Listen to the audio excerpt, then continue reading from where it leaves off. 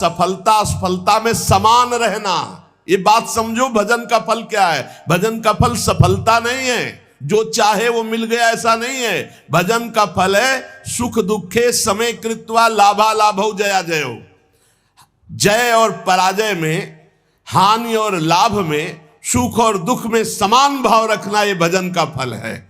सुख मिलना शुभ कर्म का फल है, दुख मिलना अशुभ कर्म का फल है, और सुख दुख में समान स्थिति रखना ये भजन का फल है, ये भगवत कृपा का फल है। अपनी कर्म वृत्ति को अहंकार की प्रधानता देकर मैंने ये कार्य किया, मैंने भोग लगाया, मैंने आरती की, मैंने भजन किया, मैं तीर्थ यात्रा में गया, मेरी कामना पूर्ण हो गई।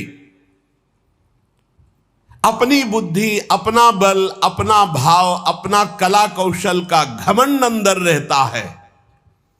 इसीलिए साधन करने पर, तीर्थ याटन करने पर, दान करने पर भी उसका जो फल है समता, वो नहीं आ पाती। वो ममता में ही फंसा रहता है। ये जैसे जैसे अहंकार बढ़ता जाता है वैसे वैसे साधना में विघ्न उपस्थित होते आए। सफलता हो गई तो मैंने विजय प्राप्त की। ये जो थोड़ा साधन करने पर अपनी सफलता दिखाई दे तो रोना चाहिए। हमने जो सोचा वही हो गया। बहुत खतरा, खर्चा हो रहा है भजन तुम्हारा जो भगवत प्राप्ति के लिए। सफलता मैंने प्राप्त की, अपनी बुद्धि का बल, अपनी बुद्धि का कला कौशल, घमंड, ये परमार्थ से भ्रष्ट कर देता है। तो भगवान को प्राप्त करने के लिए उपासक को चाहिए कि भगवान कामना आवे तो एक तो कामना ना करे, अगर आवे भी तो भगवान से ही बहे। वो कामना समर्पित करते हुए ये प्रार्थना करे कि प्रभु मंगल भवन, ये कामना आई है, यदि आपके भजन में सहायक हो तो पूर्ण कर देना, और भजन में यदि बाधा करने वाली हो तो कभी पूर्ण ना करना। जब भगवान, बहुत ध्यान से सुनना, किसी पर विशेष कृपा करते हैं तब सबसे पहले उसकी सुविधाओं का नाश कर देते हैं। विशिष्ट कृपा चाहिए, विशेष कृपा। कृपा तो है ही सब पे, दया भी है। विशिष्ट कृपा चाहिए तो कह रहे जिस पर कृपा करते हैं तो सबसे पहले उसके सब व्यवस्थाओं का नाश कर देते हैं। बहुत कठिन कृपा है। यही भगवान ने युधिष्ठिर जी से कहा, जिस पर मैं कृपा करता हूं उसका सर्वनाश कर देता हूं। चाहिए सर्वनाश, जो अपने सर्वस्व को मिटा देता है। तो क्या है आपका?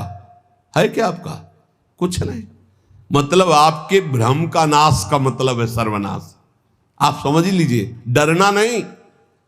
भगवान के भजन का मतलब विशिष्ट कृपा। विशिष्ट कृपा का मतलब है मतलब एकदम सर्वनाश कर दे। तो चक्रवर्ती सम्राट अम्बरीश जी थे, महाभागवत, और दरिद्रता की हद थी सुदामा जी के यहां, तो सुदामापुरी खड़ी कर दी।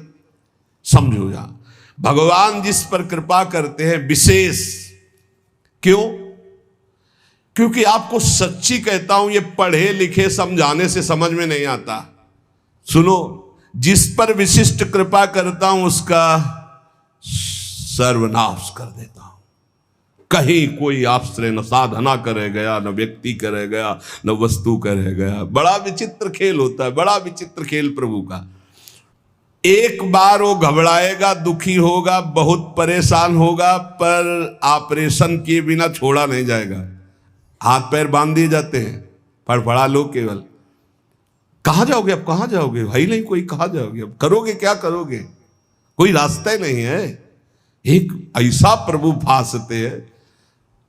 भगवान से प्रार्थना करो कि फांस लें आपको, छुट्टा न रहे आप, बड़ी कृपा हो जाएगी। ऐसा फांस लेते कि उनके सिवा कोई है ही नहीं। करे तो क्या करे? कोई है ही नहीं। कोई मतलब कोई रास्ते नहीं। जाऊं तो जाऊं कहां? जाऊं तो जाऊं कहां? कोई रास्ता ही नहीं है। बड़े कृपालु है, बड़े कृपालु है। सब माया मोह का पर्दा फांस करके ऐसे। और सुनो, भगवान उसका अपमान करवाते हैं।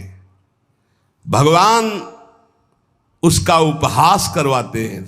बहुत ध्यान से सुनना है, इसलिए कह रहा हूं कि प्रश्न होते हैं कि हमारा बहुत उपहास होता है, तिलक न लगाऊं क्या, कंठी न बांधूं क्या, चलेगा?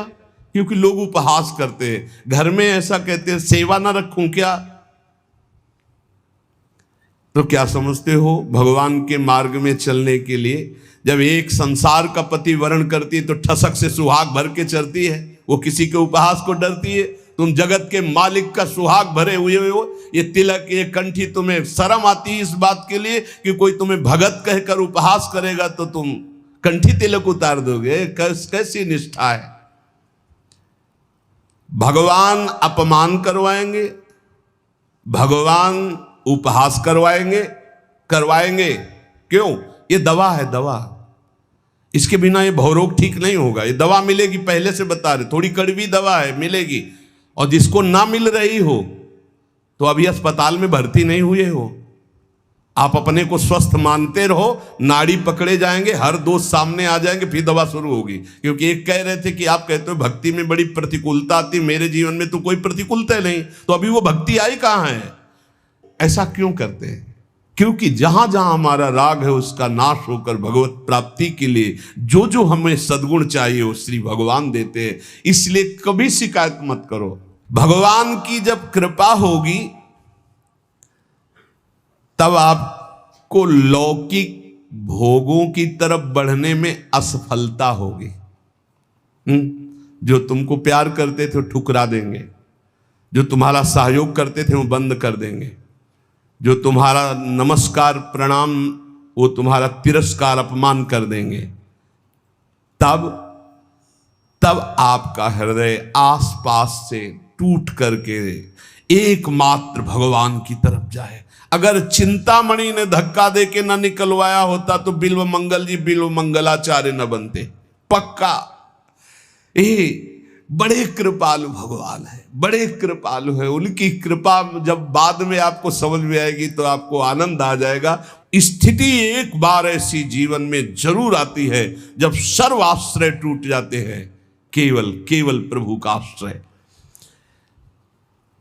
भगवान और धर्म, इन पर चलने वालों को कसौटी देनी होती है, वो महान दुखों से मुक्त होने के लिए। असंभव को भी संभव करने वाले तुम्हारे स्वामी तुम्हारे सामने जो अपमान और दुख भेज रहे हैं, इसका रहस्य है, इसमें छुपा हुआ रहस्य। इसलिए कड़ुआ बोल रहा है तुम्हारे सामने, क्यों बोल रहा है? क्योंकि भगवान उससे बुलवा रहे हैं। तो क्यों सुनवा रहे हैं? क्योंकि तुम्हारे अंदर इस कड़वी दवा की जरूरत है। प्यारे, प्रार्थना मान लो, विरोध मत करना, गाली पलट कर मत देना, बहुत जल्दी आपका हृदय निर्मल हो जाएगा। किसी की संसार में शक्ति है कि तुम जिसके सेवक हो तुम्हें कोई गाली दे सके, तुम्हारी तरफ कोई आंख उठा सके? अगर वो आंख उठा रहा है तो मेरे स्वामी ने उसको बोला है कि जाओ इसे आंख दिखाओ, इसको गाली दो। क्यों? क्योंकि कोई है अंदर ऐसा जहरीला फोड़ा, उसका ऑपरेशन हो रहा है, दवा दे रहे भगवान। विश्वास कर लीजिए, भगवान की कृपा से तुम्हारे अंदर ऐसी स्थिति उत्पन्न होगी जो क्षम होगी, जो सारी सफलताओं को लांग कर परमानंद में डूब जाओगे। इसलिए उपासक केवल भगवान को देखे। जहां कोई अपमान हो रहा है, जहां कोई परिस्थिति, जहां कोई दुख है, जहां कोई तिरस्कार, जहां कोई भगा रहा है, उस समय देखे कि मेरे भगवान का विधान है, मेरे हरि का विधान है। जब तक प्रशंसा करने वालों के प्रति, आश्रय देने वालों के प्रति, अनुकूल भोग देने वालों के प्रति, बंधु बांधवों के प्रति, रिश्ते नातों के प्रति थोड़ा भी संबंध रहता है, तब तक भगवत शरणागति पूर्ण नहीं मानी जाती। पूर्ण भगवत शरणागति के लिए जगत का अपनत्व, बंधुत्व, रिश्ते नातेदारी, अपनी क्षमता, अपनी महानता, इन सबको मिट्टी में मिलाना होता है। तब भव समुद्र से पार होकर वो परमानंद में डूबता है। लेकिन हम आपको ये सब डर लग रहा होगा आपको सुन के, तो मत डरना, क्योंकि हम प्रियाजू की शरण में हैं। समझ गए? हम पूरे चैप्टर को समझा करके और इसके बाद एक ऐसी टेबलेट देते हैं जिसमें आपको बिल्कुल दर्द नहीं होगा, क्योंकि हम प्रियाजू की शरण में हैं। भगवान जिस पर कृपा करते उन पर ऐसी करते, और हमारी प्रिया जो जिस पर कृपा करती हैं तो अवगुण करे समुद्र सम, गनत नापनो जानी, राई के सम भजन को मानत मेरु समान। और अगर महाराज जब हम इसकी परीक्षा लेंगे तो श्री जी कहते फिर हम आपकी परीक्षा लेंगे, तो महाराज कह देते नहीं पास। तो प्रिया जी कहती आओ हमारे पास है? हमारी तो बाजी जीत गई भाई। नागरीदासी जन्म जितायो बलिहारी बलिहारी, हमारी सब ही बात सुधारी, सुधार दी हमारी बात। श्री कुंज बिहारी ने श्री लाडली जी की शरणागति प्राप्त हो गई। यहां लाडली जी की शरणागति में परीक्षा नहीं होती। एक आपको अंदर की बात बता देते हैं, यहां इतनी अलबेली सरकार है, बस पास ही पास करती जाती है। परीक्षा ने कहूं न रिस कहूं, भूल हूं न होत सकी, रहत प्रसन्न सदा ही मुख हास्य। ये बस नाम चलाते रहना।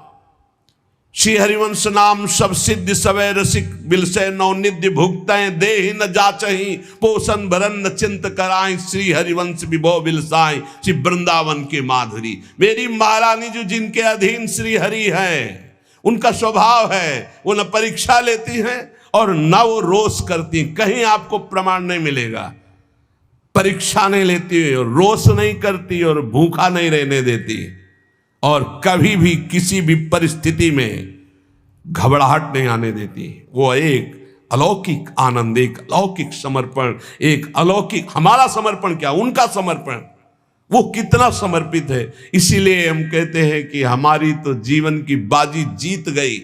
नहीं, महाराज ऐसी ऐसी जिस पर मैं प्रसन्न होता हूं उसका सर्व, ये समझना बहुत कठिन है भाई, बहुत कठिन है।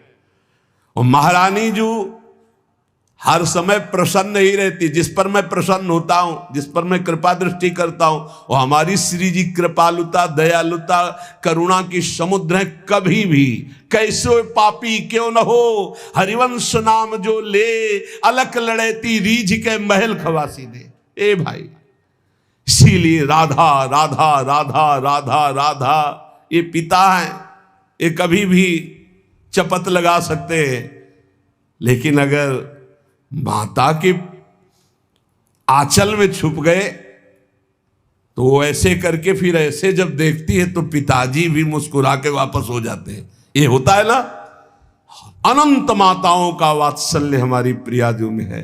जो लालजू कहते बहुत ही उद्दंड है, गीता में समझाया, भागवत में समझाया, समझता ही नहीं है। संत गुरु वाक्यों से समझाया फिर भी नहीं समझ रहा, अब इसको दंड देना पड़ेगा। तो श्री जी कहती है अच्छा, ये राधा राधा कहता मेरी शरण में फिर भी अनुलिख्या अनंतान तदप राधा मधुपति। रजिस्टर फाड़ दो इसका, रजिस्टर फाड़ दो इसका, रजिस्टर नहीं रहना चाहिए, क्योंकि ये श्री जी का शरणागत। विश्वास कर लो हमारी बात पे, हम किसी ठसक पे बोल रहे हैं, किसी कर्तव्य भाव में नहीं, ठसक पे बोल रहे हैं। महारानी जी की शरण में जो है, लाल जो महाराज निहाल कर देते हैं, अपने शरणागतों से भी बढ़कर निहाल। इसीलिए न देवैर न ब्रह्माद्यैर न खलु हरिभक्तैर न सुहृदा न सुहृदा दिवीर यद्वै राधा मधुपति रहस्यम सुविदितम। ये वृंदावन की महारानी जी के अद्भुत महिमा, हम सब उनकी शरण में है। और ये दो नहीं है, एक ही है, पर ये दो रूप धारण किए हुए, एक रसदात्री और एक रस धारण। लालजू महाराज रसपान करने वाले, रस धारण करने वाले, और रसदात्री श्री प्रिया जो एक ही तत्व दो रूप। तो महान करुणा समुद्र श्री लाडली जो महाराज है। किसी ने कहा कि राधा राधा तो ब्रज में सफल हो सकता है, बाहर इतनी आधुनिकता है कि राधा नाम में प्रीति होना संभव है।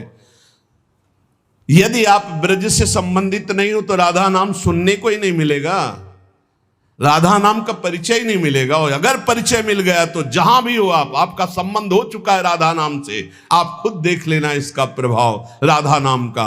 निरंतर राधा नाम रटने का अभ्यास करो, श्री जी की शरण में रहो, महाराज की हिम्मत नहीं कि परीक्षा ले सके। श्री राधा वल्लभ लाल की जय।